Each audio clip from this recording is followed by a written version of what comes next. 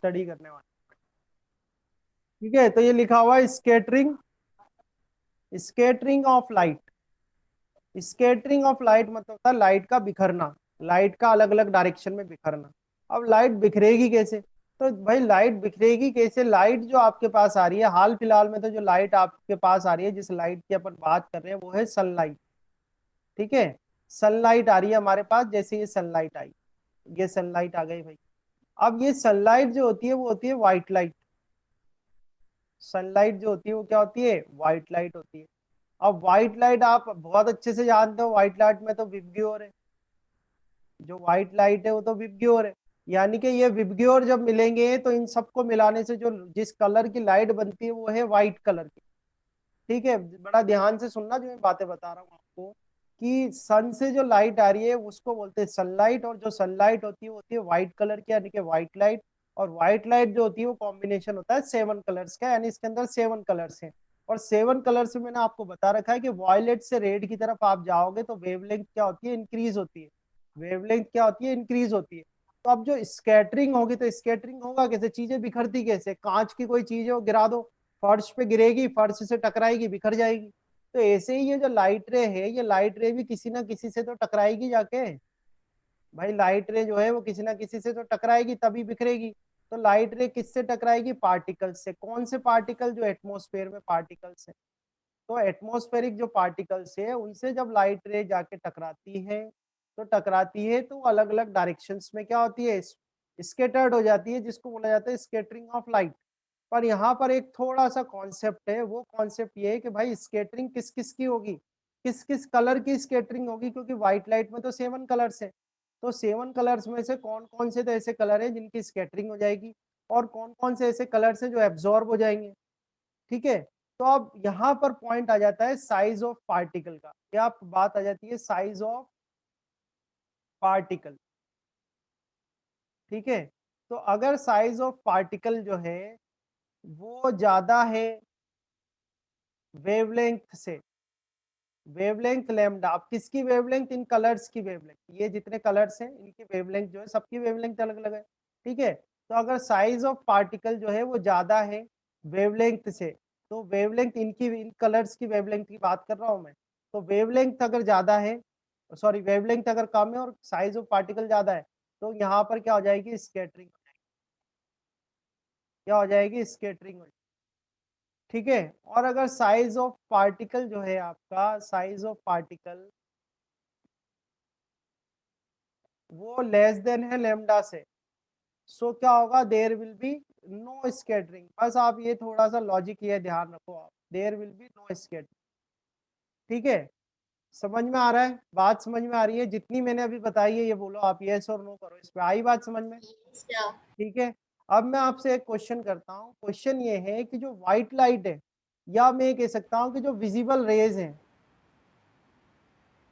Visible raise जो है, ठीक है, विजिबल रेज की जो वेवलेंथ है मान लो वो लेमडा है, और इसकी वेवलेंथ से ज्यादा साइज का अगर पार्टिकल आ गया, इसकी वेवलेंथ से ज्यादा साइज का पार्टिकल आ गया, तो क्या होगा? विजिबल रेज से, विजिबल रेज की वेवलेंथ क्या है? लेमडा है। और जो पार्टिकल है, जो साइज ऑफ पार्टिकल है वो ज्यादा है, तो ये बताओ स्कैटरिंग होगी कि नहीं होगी? सर स्कैटरिंग होगी। सर होगी। स्कैटरिंग होगी। तो होगी। स्कैटरिंग होके सर अब तो होगी। पूरी की पूरी व्हाइट, पूरे के पूरे कलर्स की ही स्कैटरिंग हो जाएगी, क्योंकि ये सारे विजिबल कलर्स हैं। तो इन सारे कलर्स की स्कैटरिंग हो जाएगी। मैं ये कह रहा हूँ कि रेड कलर की वेवलेंथ इसमें सबसे ज्यादा है, तो रेड कलर भी, रेड कलर तक की वेवलेंथ जो है वहां तक की अगर इस सारे कलर्स की अगर स्कैटरिंग हो गई, तो रिजल्टेंट लाइट जो आपको मिलेगी वो कौन से कलर की होगी? व्हाइट लाइट मिलेगी ना? व्हाइट लाइट ही होगी। ध्यान रखना, व्हाइट लाइट ही होगी। क्यों होगी? क्योंकि सारे के सारे कलर्स ही स्केटर्ड हो गए, क्योंकि तो सर सारे सारे कलर्स कलर्स मिल तो गए व्हाइट क्या लाइट ही होंगे? बनाते हैं। वापस से व्हाइट लाइट ही बना देंगे। तो एक क्वेश्चन तो ये ध्यान रखना, आपसे पूछते हैं क्वेश्चंस, ठीक है, इस तरह से। तो मैंने आपको क्या बताया कि what is the scattering of light. आपने बताया कि what is the scattering of light. तो what is the scattering of light? It means the throw, it means to throw light in various random directions. What is the scattering of light? It means throw light in various random direction. Light is scattered when it falls on various types of suspended particles in its path, या आप ये कह सकते हैं कि जब light रे travel कर रही है तो उसके रास्ते में जो जो पार्टिकल्स आते हैं उसकी वजह से वो क्या होती है, स्कैटर्ड हो जाती है, जैसा कि मैंने जस्ट आपको भी बताया था। अब यहीं पर हम स्कैटरिंग ऑफ लाइट से ही जुड़ता हुआ एक इफेक्ट है जिसको बोला जाता है टिंडल इफेक्ट। ठीक है, ये भी कभी कभार पूछ लेते हैं आपसे एग्जाम में। So the Tyndall effect comes into the scattering of light.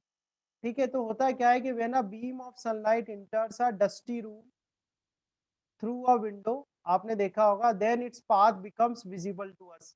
सबने देखा है, नहीं देखा, रोशनदान में से लाइट आती है, तो रोशनदान में से जो लाइट आती है वो यस हमको सर, तो विजिबल उसका होती वो है कि नहीं होती? पार्टिकल्स दिखते हैं। ठीक है, क्यों होते हैं? क्योंकि हाँ, क्योंकि उसके अंदर पार्टिकल्स होते हैं और वो पार्टिकल्स क्या कर देते हैं, स्कैटर्ड कर देते हैं लाइट को, और उसकी वजह से हमें क्या होता है, उसका पाथ विजिबल हो जाता है, और इसी को बोला जाता है टिंडल इफेक्ट। ठीक है, now this is because the tiny dust particles present in the air of room scatter the beam of light in all around the room, and when this scattered light enters our eyes we can see the beam of light, and this is called Tyndall effect। और आप ये भी कह सकते हैं कि Tyndall effect का एक एग्जाम्पल है। तो आपसे कई बार टिंडल इफेक्ट पूछा जाता है, so you can very easily explain the Tyndall effect with this paragraph. Okay, now let's move forward. ये दिया कब था टिंडल इफेक्ट? ये दिया था 1859 में। ठीक है, और टिंडल ने इसको डिस्कवर किया था, इसलिए इसका नाम टिंडल इफेक्ट बोला जाता है।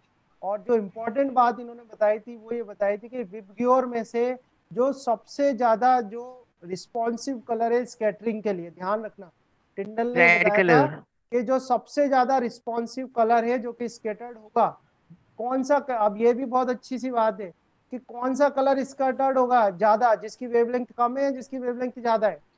जिसकी वेवलेंथ ज्यादा है। तो जिसकी वेवलेंथ कम है, जिसकी कम है। सर वेवलेंथ ज्यादा कम है है ना। भाई, हाँ, क्योंकि वो क्या होगा, छोटे छोटे पार्टिकल्स से स्कैटर्ड हो जाएगा, क्योंकि छोटे छोटे पार्टिकल्स हैं, साइज ऑफ पार्टिकल्स कम है, तो साइज ऑफ पार्टिकल्स कम है तो कम वेवलेंथ वाले जो कलर होंगे वो पहले स्कैटर्ड होंगे। ठीक है, तो एटमॉस्फेयर में जो पार्टिकल्स हैं, मेजोरिटी ऑफ पार्टिकल्स हैं, उनका जो साइज होता है वो ऐसा साइज होता है कि वो ब्लू कलर का जो वेवलेंथ है, ब्लू कलर की जो वेवलेंथ है उसको सबसे ज्यादा स्कैटर्ड करते हैं।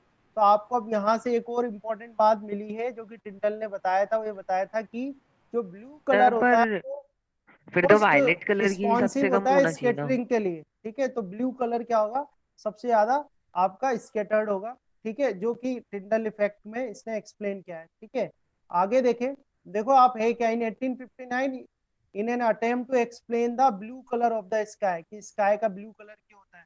तो आप अब तो इसका आंसर कर ही सकते हो, मैंने अभी जस्ट आपको बताया कि जो मोस्ट ऑफ द पार्टिकल्स है उनका साइज इस तरह का होता है कि जो ब्लू कलर की वेवलेंथ है उसको वो स्कैटर्ड कर सकते हैं। तो ब्लू कलर सबसे ज्यादा स्कैटर्ड होगा, तो सबसे ज्यादा स्कैटर्ड होगा वो स्कैटर होकर अपनी आई के पास, आई पर आ जाएगा, और अपनी आई को जो स्काई का कलर दिखेगा वो कैसा दिखेगा, ब्लू कलर विजिबल होगा। अगर मान लो एटमोस्फेयर ना हो, अगर एटमोस्फेयर ना हो तो आपको तो रेड कैसा कलर कलर दिखेगा, दिखेगा स्काई स्काई का? का कलर रेड, रेड दिखेगा, रेड। Sir violet. अगर मान लो एटमोस्फेयर ही नहीं है तो एटमॉस्फेरिक रिफ्रैक्शन होगा कि एटमॉस्फेरिक पार्टिकल्स भी नहीं है, एटमॉस्फेरिक पार्टिकल्स भी नहीं है तो स्कैटरिंग भी नहीं होगी, वाइट दिखेगा, वाइट। और वाइट। स्कैटरिंग भी नहीं होगी। वाइट। अच्छा ये बताओ, जो एस्ट्रोनॉट जो लोग हैं, एस्ट्रोनॉट जो स्पेस में है, उनको स्काई कैसा विजिबल होता है? सर स्काई होता ही नहीं है ना स्पेस में तो। स्पेस में नहीं होता है। कुछ तो विजिबल होता होगा उसको, सराउंडिंग्स कैसी विजिबल होती ब्लैक, है? ब्लैक। ब्लैक विजिबल होती ब्लैक है। ही दिखती है ना। और ये आपका इंपॉर्टेंट क्वेश्चन है, ये पेपर में आएगा कि एस्ट्रोनॉट्स जो होते हैं उनको स्काई कैसा अपीयर होता है, तो वहां ये मत कह देना कि स्काई होता ही नहीं है। ठीक है, ये क्वेश्चन है आपका, अच्छा खासा यस सर। क्वेश्चन है कि जो एस्ट्रोनॉट्स होते हैं उनको स्काई कैसा अपीयर होता है। ठीक है, तो कैसा अपीयर होता है, ब्लैक अपीयर होता है। क्यों? क्योंकि वहां पर कोई एटमॉस्फेयर नहीं है। ठीक है, because there is no atmosphere, और कोई एटमॉस्फेयर नहीं है तो कोई एटमॉस्फेरिक रिफ्लेक्शन भी नहीं होता या स्कैटरिंग ऑफ लाइट भी नहीं होती वहां पर, और इस वजह से जो स्काई होता है वहां पर वो कैसा अपीयर होता है, ब्लैक अपीयर होता है। ठीक है, अभी आगे जाके वो मैंने ऐड किया हुआ है सेगमेंट इसमें। ठीक है, तो अभी वो सब आंसर और आगे अपन बात कर लेंगे, एक बार इसको कंप्लीट करते हैं। देखो आप, so Tyndall discovered that when white light consisting of 7 colors pass through a clear liquid having small suspended particles in it, than the blue color of white light having shorter wavelength. Okay, so it is scattered much more than the red color. ठीक है, वही है जो मैंने just आपको भी थोड़ी देर पहले बताया था कि वेवलेंथ उसकी कम है, इसलिए वो as compare to red colour वो ज्यादा स्केटर्ड होगा. और this scattering of light is also depends on the type size of particles also, कि किस साइज के पार्टिकल्स हैं. ये खाली वेवलेंथ की बात नहीं है कि किसकी वेवलेंथ कम है किसकी वेवलेंथ ज्यादा है. ये इस पे भी डिपेंड करेगा कि जो मीडियम है आपका, उस मीडियम में जो साइज ऑफ पार्टिकल्स है वो क्या है. ठीक है, तो पॉइंट ध्यान रखना. अब ये देखो एक और आप यहाँ पर एग्जांपल्स देखोगे. The colour of scattered light depends on the size of scattering of particles. तो ये ऑलरेडी हमने डिस्कस कर लिया, ये बड़ा इंपॉर्टेंट सा है. स्कैटरिंग के लिए आपको ये ध्यान रखना है, दो कंडीशन है, दोनों कंडीशंस ध्यान रखनी है. पहली क्या है, the larger particles of dust and water droplets present in the atmosphere scatter the light as such due to which the scattered light also appears white. तो एक क्वेश्चन आपको यहाँ से भी मिल जाएगा. जो बड़े पार्टिकल्स है वो तो सारे के सारे कलर्स को स्कैटर्ड कर देंगे. ठीक है, द लार्जर, देखो क्या लिखा है, the larger particles of the dust and water droplets present in the atmosphere scatter the light as such due to which the scattered light also appears white. क्योंकि सारे के सारे कलर्स ही उसने तो स्कैटर्ड कर दिए, तो सारे स्कैटर्ड कलर वापस मिलके क्या करेंगे, व्हाइट लाइट बना लेंगे. इसलिए वो कैसा अपीयर होगा, व्हाइट अपीयर होगा. आगे देखो, ये तो हमने लार्ज पार्टिकल की बात करी. The extremely minute particles such as the air molecules present in the atmosphere scatter mainly the blue light. अब ये जरा पकड़ के रखना इस पॉइंट को आप. ठीक है, क्योंकि हम जब विबग्योर की बात करते हैं तो हम सीधे वॉयलेट के पास चले जाते हैं. तो इस पॉइंट को थोड़ा पकड़ के रखना, किसने क्या यूज किया है यहाँ पर, द एक्सट्रीमली माइन्यूट पार्टिकल्स. तो जो एक्सट्रीमली माइन्यूट पार्टिकल्स है इन द एयर, ठीक है, air molecules present in the atmosphere scattered mainly blue light present in the white sunlight. ठीक है, तो जो लार्जर पार्टिकल्स हैं तो सारे का सारा कर देंगे, सबको स्कैटर्ड कर देंगे. जो बहुत ही छोटे पार्टिकल्स हैं वो किसको करेंगे, वो ब्लू लाइट को स्कैटर्ड करेंगे. ठीक है, द स्काई इज ब्लू. आप बहुत सारी चीजें ऑलरेडी समझ ही चुके हो. आई थिंक आपके लिए कोई बड़ा बात नहीं है इसका आंसर करना. ये देखो, ये सनलाइट आ रही है, ये रही सनलाइट, सनलाइट आ रही है. ठीक है, सारे कलर से उसके अंदर, बट जो मेनली जो कलर होगा वो कौन सा कलर स्कैटर्ड होगा, ब्लू कलर स्कैटर्ड होगा. ठीक है, so the scattering of blue component of white sunlight by air molecules present in the atmosphere causes the blue colour of the sky. आप तो ये नोट्स पढ़ लेना, बस सीधे सीधे आंसर आप कर दोगे. ठीक है, तो ब्लू कलर ऑफ स्काई क्यों हो रहा है, Yes, sir. Because of the scattering of Scattering of blue component in the atmosphere. बिल्कुल बिल्कुल. या आप सीधा सीधा ये कहो कि भाई ब्लू कलर की जो लाइट है उसका वो सबसे ज्यादा स्कैटर्ड हो रहा है ब्लू कलर उसमें, व्हाइट लाइट पर. ठीक है, नाउ ये आपका एक क्वेश्चन मैंने आपसे जस्ट अभी करा था, एस्ट्रोनॉट वाला. If the earth had no atmosphere, ये भी पूछा जाता है आपसे. If the earth had no atmosphere consisting of air, there would have been no scattering of sunlight at all. There would have been no scattering of sunlight at all. In that case, no light from the sky would have entered our eyes, and the sky would have looked dark and black to us. ठीक है, और ये astronaut वाले का answer है. इन outer space the sky looks dark and black instead of blue. ठीक है, one word में इसका आंसर करना हो तो क्या सर करोगे माँ इसलिए आप, बैक ये करोगे कि there is no atmosphere, there is no atmosphere so that the sky looks dark and black instead of blue. पूछा जाता है आपसे, why the sun appears red at sunrise and sunset. आप में से कोई आंसर करना चाहेगा इसका. देखो इधर, देखो जिस कलर की वेवलेंथ ज्यादा है उस कलर की स्पीड भी ज्यादा होगी.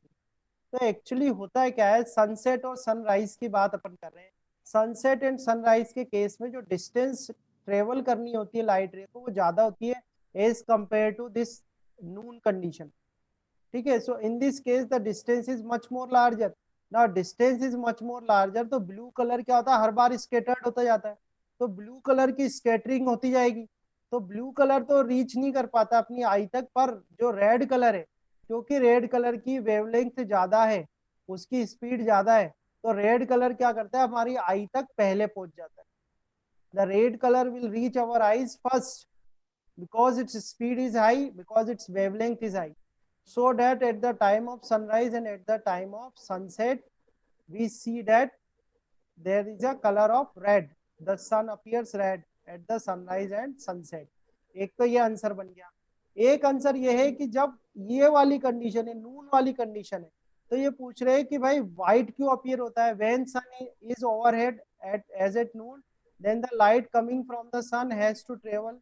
ये पूछ रहे हैं कि इस समय ये व्हाइट क्यों अपीयर होता है, इस समय व्हाइट क्यों अपीयर होता है और इस समय रेड क्यों अपीयर हो रहा है. तो रेड वाला तो रीजन मैंने आपको बता दिया, क्योंकि ज्यादा डिस्टेंस कवर करनी होती है. तो ज्यादा डिस्टेंस कवर करनी होती है तो ब्लू कलर की क्या होती है, स्कैटरिंग हो जाती है. तो ब्लू कलर तो स्कैटर्ड हो जाएगा, पर रेड कलर जो होगा उसकी स्पीड ज्यादा है, इसलिए रेड कलर अपनी आईज तक पहले रीच कर जाता है, पहुंच जाता है. तो इस वजह से रेड होता है सनसेट और सनराइज पर. सो इस केस में क्या है, इस केस में जो डिस्टेंस है this is the shortest distance. तो शॉर्टर डिस्टेंस होने की वजह से तो ब्लू कलर स्कैटर्ड तो होगा, बट ब्लू कलर क्या है, very less it will scattered. जो ब्लू कलर होता है वो बहुत कम स्कैटर्ड हो पाता है. ठीक है, इस वजह से तो ब्लू कलर बहुत कम स्कैटर्ड हो पाता है. तो इसलिए जो लाइट होती है, the light will reach our eye. ठीक है, यह क्या करेगी, अपने आई तक रीच कर जाएगी. देखो, during this shorter journey of sunlight only a little of the blue colour of the white light is scattered. बहुत कम जो होता है ब्लू लाइट का पार्ट हो जाता है, स्कैटर्ड हो पाता है.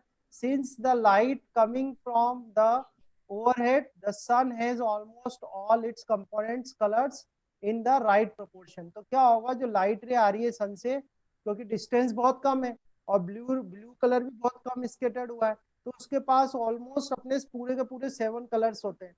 और सारे के सारे 7 कलर्स होने की वजह से वो कैसा अपीयर होता है, हमें व्हाइट अपीयर. ठीक है, तो ये भी क्वेश्चन बनते हैं इसमें कि सनसेट सनराइज पे रेड क्यों दिख रहा है, और जब ये ओवरहेड पर है नून में तो ये व्हाइट क्यों अपीयर हो रहा है. तो ये सारे ही इंपॉर्टेंट क्वेश्चंस हैं. ठीक है ना.